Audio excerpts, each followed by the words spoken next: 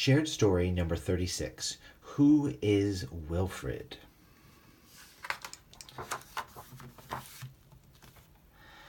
Green words. Children. Older in. Children. Share. Share. White. White. Chatted. Chatted. Draw. Draw.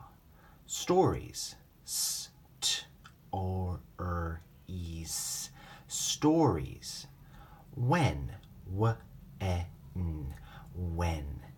Right. Right.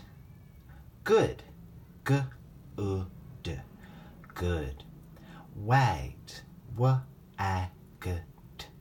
Wagged. Wish. Wish. Writing. Writing. Project. Project. Waved. Waved. Pasted. Pasted. Wrote. Wrote. Red words. Head. Bind. Whose. Sun. New. Picture. Pudding. Newspaper. One bright spring day, Mr. West told the children that they were going to make their own class newspaper. The children began to talk excitedly about what they would do. Mr. West said, "We will make a class newspaper. We will write stories and draw." "What will we write?" asked Fran.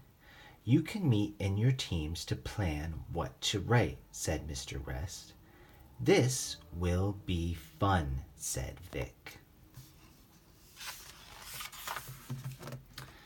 Fran's team wanted to write about the big storm. "We can write about the wind and the ice," said Fran. Dina's team wanted to write about how to make cupcakes. Jack grinned and said, "I will write about putting in too much milk." Vic said, "I will write about the deer that visited me when I was sick." "Okay," said Jim, "I will draw a picture to go with your story." "This will be a good newspaper," said Mr. West, "but you need to do a lot of writing." Mr. West told the children how to write newspaper stories. "A newspaper story has facts," said Mr. West. "What facts must be in a newspaper story?" "Who is in the story?" asked Jim. "Where did the story take place?" asked Fran. Dina said, "And you must tell when it takes place." "Go back to your teams to add 3 facts," said Mr. West. When the teams had chatted, Mr. West made a big web. The children read the web with Mr. West. He said, "When you write a newspaper story, you must put all the facts on the web."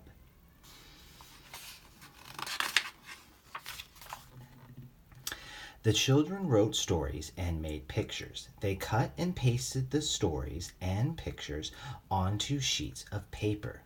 Mr. West pinned up the sheets. All of a sudden he looked up.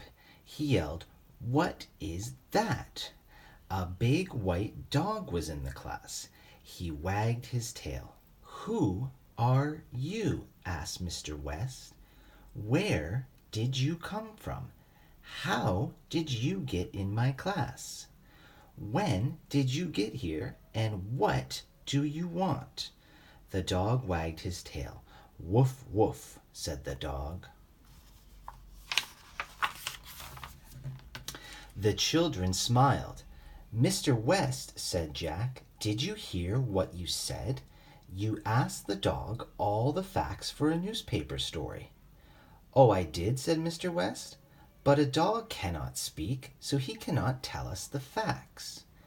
Mrs. White poked her head in the class and asked, "Have you seen a big white—" "Woof," said the dog.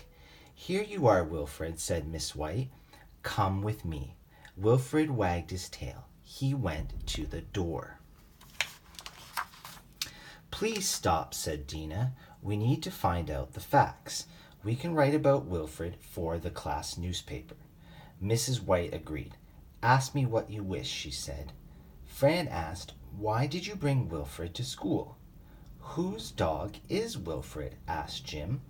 "What will he do here?" asked Jack.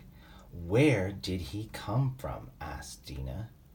Mr. West added, "How did he get here?" "And when?" said Vic.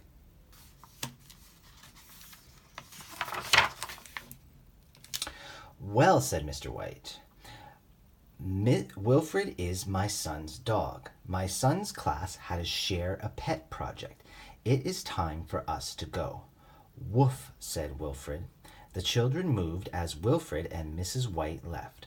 Mr. West said, "Let's get back to the job. We have a new story for our newspaper.